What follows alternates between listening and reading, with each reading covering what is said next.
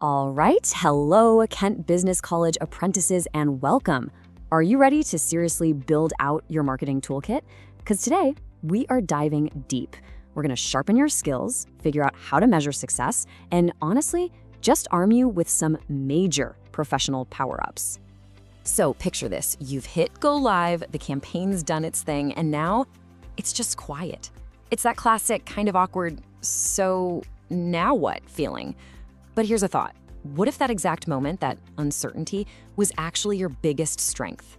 Let's dig into that. Because what comes next? Well, that's your superpower. It's evaluation. And no, this isn't just about ticking a box and moving on. Not at all. This is how you prove the value of all your hard work. It's how you learn for the future. And let's be real, it's how you're gonna absolutely nail that EPA project showcase. Okay, let's get right into it. To evaluate anything, you need proof, right? You need evidence. So I want you to think of yourself as a treasure hunter. And your first job on this hunt is to find the clues. Those clues are your metrics and your key performance indicators, or, as you're gonna hear all the time, KPIs. So what in the world is a KPI? Honestly, the easiest way to think about it is like a scoreboard for your marketing goals.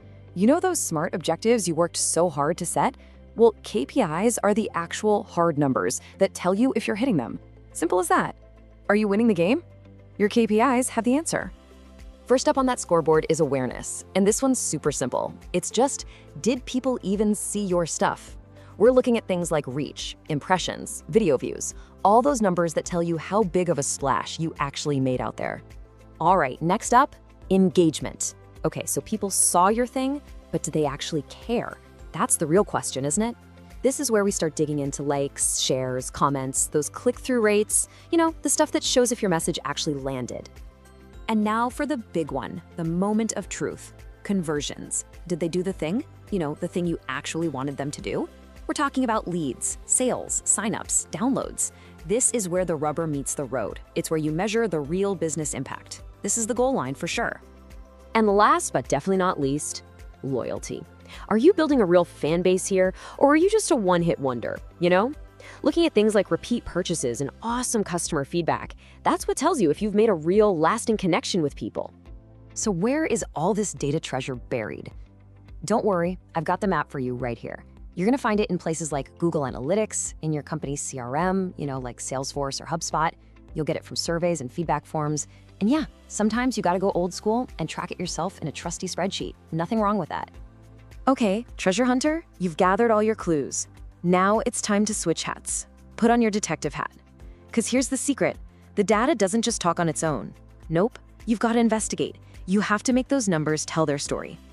So your first move as a data detective, it's a really simple side-by-side comparison. What did you say you were gonna do, and what did you actually do? So right here, the objective was 1,000 leads. The actual result, 850. Hey, that's 85% of the way there. That's not bad at all, but it's the perfect place to start our investigation. Why was there a gap? Okay, let's talk about the 3 scariest letters in marketing. You ready? ROI, return on investment. I know, it sounds intimidating, but don't worry, it's really not. All it means is, did we make more money than we spent? That's it. It's that simple. For example, let's say you spent £10,000 on a campaign, and it brought in £50,000 in new sales. Boom, that's a 5-to-1 ROI. For every single pound you put in, you got £5 back. Now that is a story worth telling your boss. And this is where that story gets really powerful.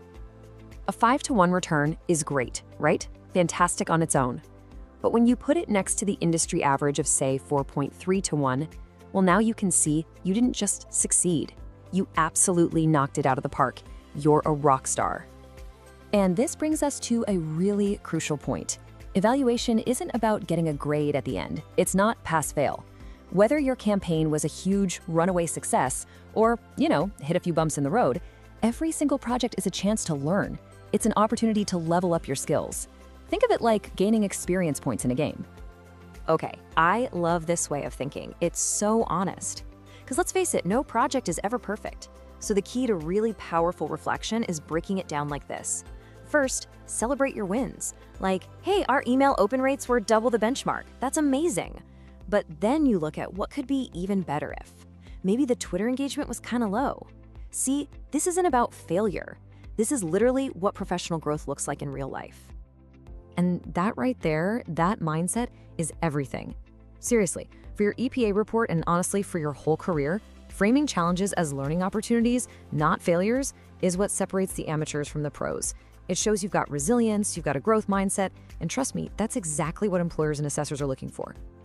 Okay, you ready for some power-ups? Let's build up your professional arsenal. I'm gonna share a few of my favorite secret weapons, some super useful templates that are gonna keep you organized and make you look like the strategic genius that I know you are. First step, the marketing plan template. Think of this as the actual blueprint for your entire project.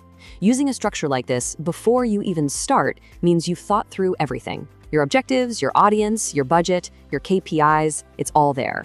It's basically your North Star for the whole campaign. Next, your KSB tracker. This is huge for your apprenticeship. It stands for knowledge, skills, and behaviors. And this tracker is basically your personal logbook.